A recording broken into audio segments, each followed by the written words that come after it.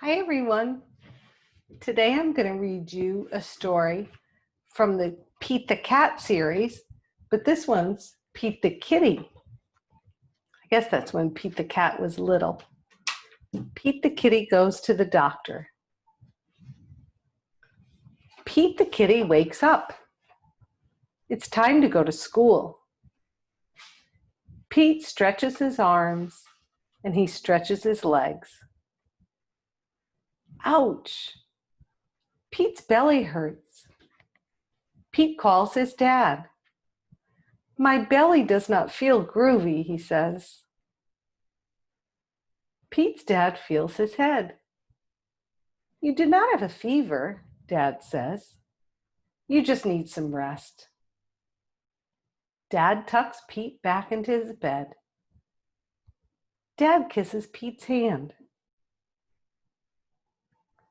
Pete pulls up his covers. He thinks he will have a cool day at home. Pete starts to play with his trains. Then Pete starts to paint a picture.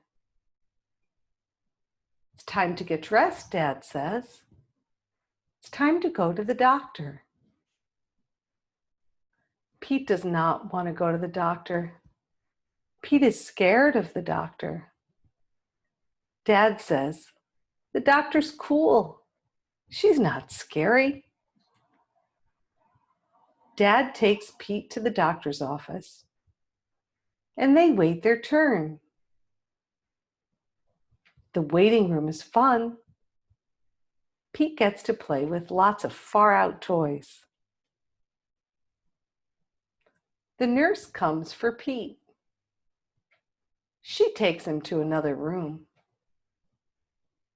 The nurse checks for a fever. The nurse comes in. She checks Pete's ears. She checks Pete's eyes. The doctor feels Pete's belly. She listens to Pete's heart, and the doctor even lets Pete listen to her heart. I've always wanted to do that.